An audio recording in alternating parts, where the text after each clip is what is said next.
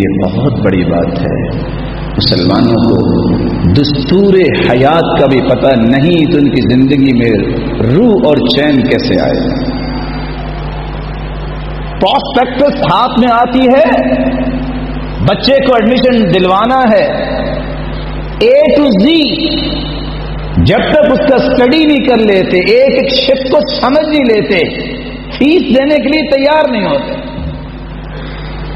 اللہ مالک الملک نے دستور حیات بنایا ہے تو قرآن کو بنایا ہے، اور اس قرآن کے پڑھنے میں امت اتنی پریشان ہو گئی ہے. کیسے پڑھیں؟ وقت نہیں ہے، زبان موٹی ہو گئی ہے، زندگی بہت گزر گئی ہے. صحابہ کرام سارے بچے ہی تھے. سیدنا ابوبکر صدیق رضی اللہ تعالی عنہ کی سفید داڑھی نہیں تھی. بتائیے جتنے بقیہ صحابہ تھے وہ کوئی بڑھاپے میں کوئی جوانی میں نہیں تھے. آج امت کو کامیاب تجارت کے پیکج کو حاصل کرنا ہے. شوال کا مہینہ، ملک پاکستان اللہ تعالیٰ اس کی حفاظت فرمائے اور مسلمانوں کی حفاظت فرمائے. تعلیمی ادارے جس میں عقل و دانش کی گریں کھولی جاتی ہیں، مساجد کے اندر، مدارس کے اندر نئے سال کا آغاز ہوتا ہے. خوش بخت ہے، بختور ہے، سعادت مند ہیں وہ لوگ جنہوں نے اپنی زندگی کا سفر شروع کیا تو علم کی پٹری پہ شروع کیا. سعادت مند ہیں وہ لوگ جن کو اللہ نے توفیق دی کہ وہ لوگ اسلام کی فہم کو حاصل کرنے کے لیے اپنے اوقات کو نکالتے ہیں. میں کبھی کبھی صحیح بخاری کی اس روایت کو سوچتا ہوں، اتنی خوشی ہوتی ہے. امید ہے آپ مجھ سے بھی زیادہ خوش ہوں گے کہ اللہ کے رسول کا فرمان ہے کہ 7 لوگوں کو عرش کا سایہ ملے گا جس دن کوئی سایہ نہیں ہوگا. ان میں سے ایک وہ ہے وَرَجُلٌ قَلْبُهُ مُعَلَّقٌ بِالْمَسَاجِدِ، ایسا شخص جس کا دل مسجد سے لگا ہوا ہے، ایک نماز پڑھ کے واپس جاتا ہے تو پھر سوچتا ہے کب دوبارہ ٹائم آئے گا نماز کا میں مسجد جاؤں. ایسے بندے کو اگر عرش کا سایہ ملے گا تو جو 24 گھنٹے رہتا ہی مسجد میں ہے، قرآن ہی پڑھتا ہے، اس کا قیامت کے دن مقام کیا ہوگا. رسول اکرم صلی اللہ علیہ وسلم نے اس لیے فرمایا من قرأ حرفا من کتاب اللہ فلہ بہ حسنہ والحسنة بعشر امثالها لا اقول الف لام میم حرف بل الف حرف ولام حرف ومیم حرف. دنیا کی کوئی ایسی کتاب نہیں جس کو پڑھنے سے انسان کو نیکیاں ملتی ہیں، لیکن واحد قرآن مجید ہے جس پیکج کا پہلا اصول ہے یتلون کتاب اللہ، جو اللہ کی کتاب کا ایک حرف پڑھتا ہے اسے 10 نیکیاں ملتی ہیں. اور قیامت کے دن اگر ایک نیکی کی ضرورت پڑ گئی تو یاد رکھنا نہ باپ کام آئے گا، نہ ماں کام آئے گی، نہ اولاد کام آئے گی، نہ بھائی کام آئیں گے. اور اسی بات کو قرآن نے بیان کیا ہے یوم یفر المرء من اخیہ وامہ وابیہ وصاحبتہ وبنیہ لکل امرئ منہم یومئذ شأن یغنیہ. بھائی بھائی سے بھاگ جائے گا، ماں اور باپ سے بھاگ جائے گا،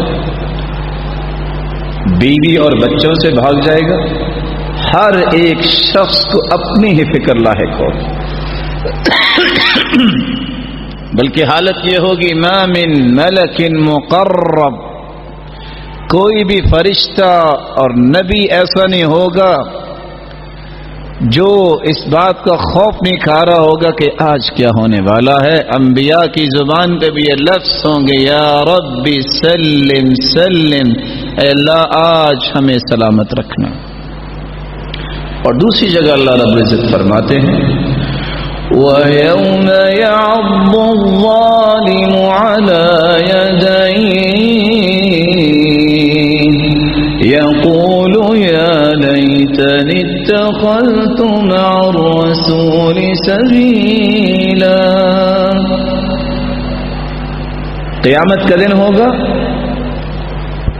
وہ لوگ جنہوں نے اپنی جانوں پہ کچھ اس انداز سے ظلم کیا، اللہ اور اس کے رسول کی بات نہیں مانی، دوستوں کے پیچھے لگ کے اپنا وقت ضائع کیا، نمازیں چھوڑی، قرآن چھوڑا، وہ اپنے ہی ہاتھوں کو چباتے نظر آئیں گے۔ یعض الظالم، وہ اپنے ہی ہاتھوں کو کاٹ کھائیں گے۔ اس لیے اللہ رب العزت نے تیسری جگہ فرمایا يُبَصَّرُونَهُمْ يَوَدُّ الْمُجْرِمُ لَوْ يَفْتَدِي مِنْ عَذَابِ يَوْمِئِذٍ بِبَنِيهِ وَصَاحِبَتِهِ وَأَخِيهِ وَفَصِيلَتِهِ الَّتِي تُؤْوِيهِ وَمَن فِي الْأَرْضِ جَمِيعًا ثُمَّ يُنْجِيهِ كَلَّا إِنَّهَا لَظَىٰ نَزَّاعَةً لِلشَّوَىٰ تَدْعُو مَنْ أَدْبَرَ وَتَوَلَّىٰ وَجَمَعَ فَأَوْعَىٰ۔ جس نے جہنم نظر آئے گی، مجرم اس وقت خواہش کیا کرے گا؟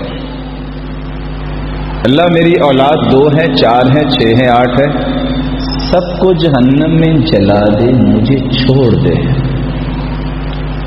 وصاحبتی واخی، اللہ ساری زندگی میں نے بیوی کے چونچلے دیکھے، آج اس کو میرے حصے کا جلا دے اور میرے بھائیوں کو جلا دے، مجھے چھوڑ۔ اللہ پھر بھی راضی نہیں، خاندان کی رٹ لگاتا تھا میں دنیا میں، اللہ سارے خاندان کو راکھ بنا دے، مجھے چھوڑ دے۔ میں ان کی طرف ہی بھاگ بھاگ کے جاتا تھا، اللہ پھر بھی راضی نہیں، ساری دنیا کو جلا دے، ایک اکیلے مجھے چھوڑ دے۔ جواب کیا ہے؟ کلا، ہرگز نہیں، انہا لظیٰ نزاعۃ للشویٰ، یہ دہتی ہوئی آگ تو انسانوں کی چمڑی ادھیڑ دینے والی ہے، اور یہ آوازیں دے گی جہنم، تدعو من ادبر وتولى، جس نے منہ پھیرا اس قرآن سے، جس نے اعراض کیا اس شریعت سے، اور اعراض کرتا کیوں ہے، منہ پھیرتا کیوں ہے، وقت کیوں نہیں ملتا، اس کے راز کو اللہ نے بیان کیا ہے، وہ جمع فاوعى، بس وہ مال جمع کرنے میں لگا ہوا ہے اور گن گن کے رکھ رہا ہے کتنے ہو گئے ہیں۔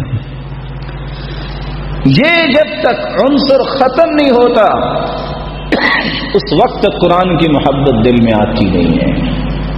اس لیے اللہ کے رسول صلی اللہ علیہ وسلم نے فرمایا تھا ان اللہ یرفع بهذا الكتاب اقواما ویضع به آخرین، قوم و ملت کا عروج و زوال قرآن کے ساتھ ہے، اگر اس کی تلاوت، اس کی فہم، اس پہ عمل، اس کے پیغام کو عام کرنے میں دنیا لگ جائے گی، ان جیسی قوم دنیا میں کوئی نہیں ہوگی۔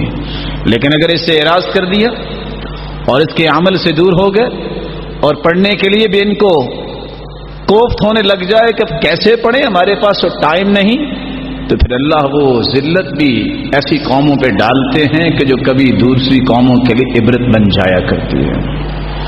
اور یہی وہ لوگ ہیں جنہوں نے اس منہج کو لیا۔